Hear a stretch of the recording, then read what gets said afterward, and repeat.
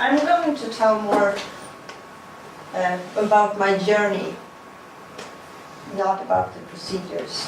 You will find out. So, I'm 46 years old, I'm single, and I'm a mother. And yes, what if life was that simple, that you can just plan when you want to raise a child and have a family? I know that some of you are here today because you're struggling, trying to have children. And you all have your unique story why you are here. So I'm going to tell you mine. My longing for having a child has gone back and forth. And being a mom is so special. When that happens, it's like you get invited to a new world, even with the relationships with your best friends.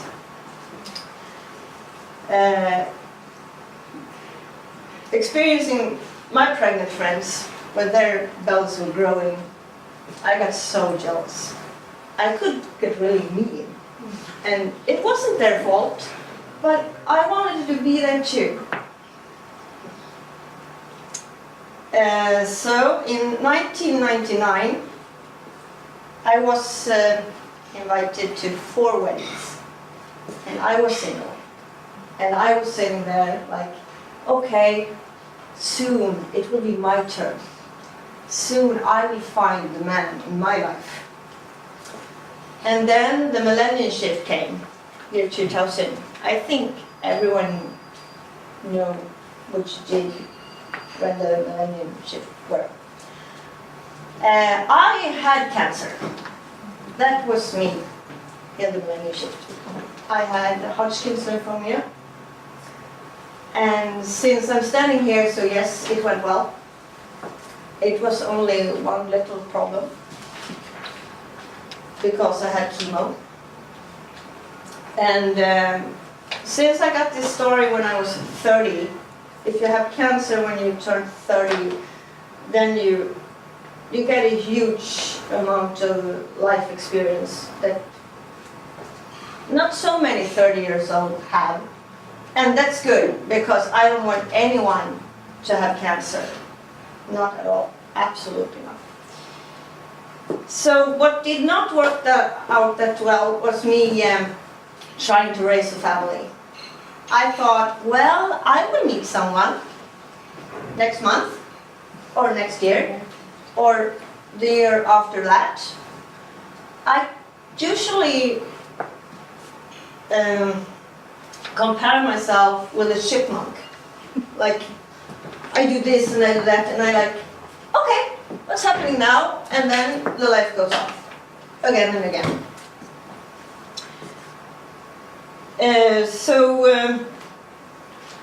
These years, they passed, and they passed really much so. And independently of each other, I had friends that told me, why don't you go to Copenhagen? Why don't you get a mother on your own? And I was like, what? That is not being nice to me. That's not what I can do. I'm not prepared for being a mom. I don't know even if I will be a good mom. What they saw that I didn't see, I would be a lovely mom.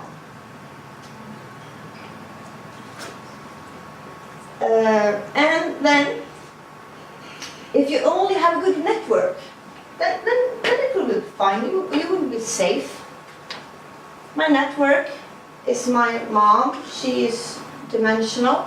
I think dementia. And she's 86. My dad is 86.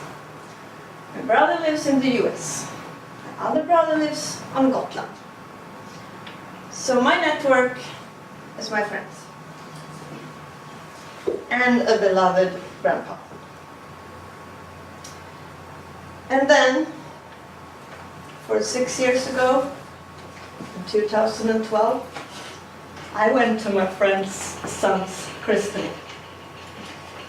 And when I stepped into the church, my tears just burst out. Because there my friend was. She had done this by herself. Being a single mom, holding her boy in her arms, and she was shining. So she became my inspiration. She pushed me, do this, you can do this. Come on, you can do this. It would be so good, it would be so great. And I was like, okay. And then I said, no, I can't do this. And then I made a plan, like, okay, let's see, in January 2014, I will be 43. Maybe I will be able to find a man before that. Perfect. Well, finding a man, when it says desperate 40 plus, here, bring me a child, no, well, doesn't work. So January 2014 came. And I decided that, okay, I will try. I will do this. Because I will regret if I didn't try. Because maybe I will get pregnant. I will have a child. And that will be wonderful.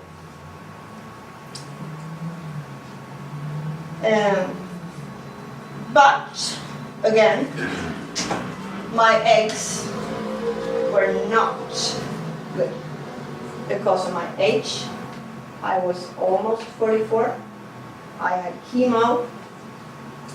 And having an EVF and have eggs that are not so good, well, the result is like a lottery. So I went to St. Petersburg, and I decided to have an embryo adoption. Because for me, it was more important just to have been carrying the baby and give birth. That was my dream. That it wasn't my genes, that's like secondary. Because if they can help me get pregnant, wow. And I got pregnant. I went to the AVA clinic, I got pregnant, thanks to Olga. And I got pregnant at the first attempt.